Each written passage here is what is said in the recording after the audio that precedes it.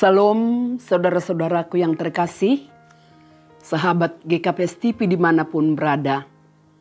Pagi ini kembali kita disapa oleh firman Tuhan.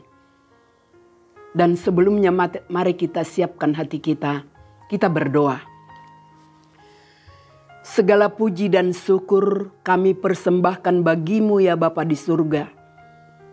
Bapa yang penuh kasih. Bapa yang telah memberikan anakmu Yesus Kristus untuk menyelamatkan kami. Saat ini Bapa, tuntunlah kami. Berikan hikmat dalam memahami firman yang akan kami dengar. Agar kami dapat mengerti dan dapat melakukan dalam kehidupan kami hari-hari. Dalam anakmu Yesus kami berdoa. Amin.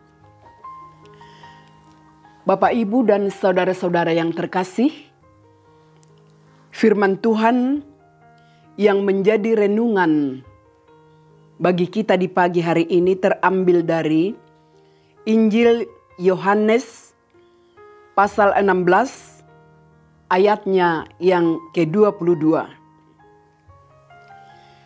Demikian juga kamu sekarang diliputi duka cita. Tetapi aku akan melihat kamu lagi, dan hatimu akan bergembira, dan tidak ada seorang pun yang dapat merampas kegembiraanmu itu daripadamu. Demikian pembacaan firman Tuhan. Saudara-saudara yang dikasihi Tuhan Yesus, demikian juga kamu sekarang diliputi duka cita. Saudara-saudara, Jumat Agung telah kita peringati pada hari kemarin, yakni mengenang kematian Yesus Kristus. Jumat Agung secara umum dianggap sebagai suatu hari yang sangat menyedihkan karena menandai penderitaan atau kesengsaraan Yesus untuk menanggung dosa seluruh umat manusia. Yesus diadili, Yesus dianggap sama dengan pemberontak, sehingga ia disalibkan di antara pemberontak.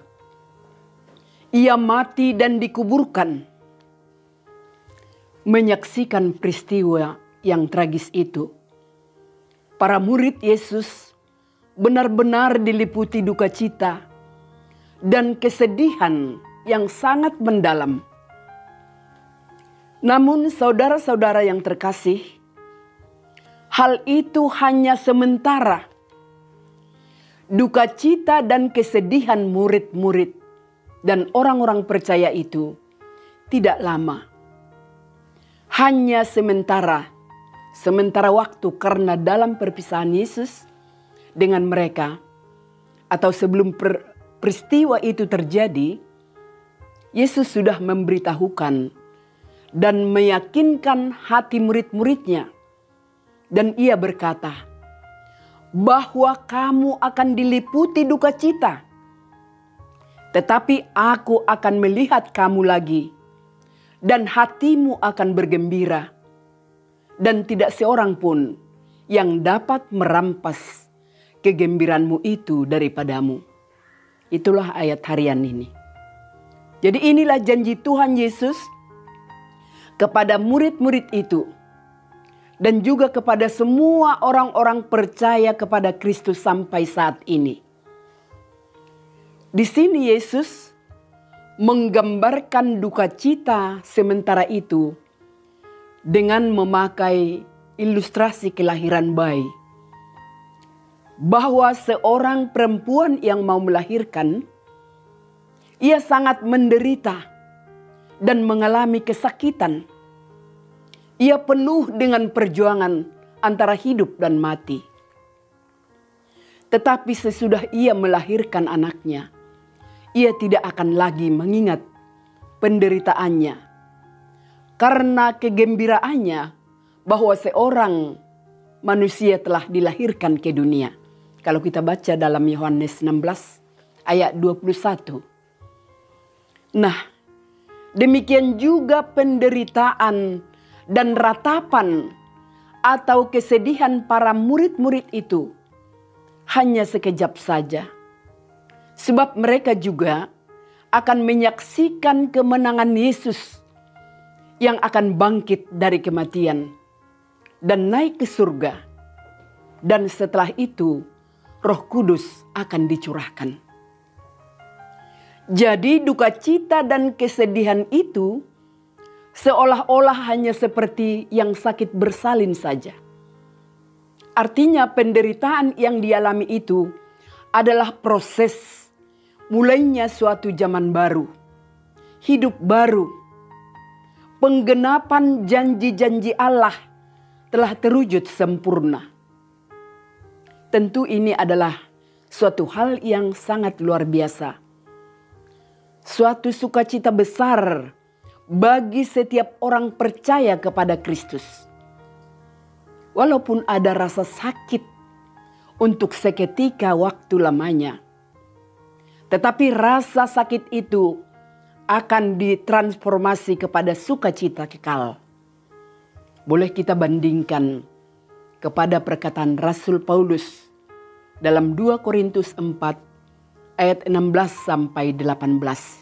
Di situ disebut, sebab itu kami tidak tawar hati, tetapi meskipun manusia lahiriah kami merosot, namun manusia batiniah kami diperbaharui dari hari ke hari.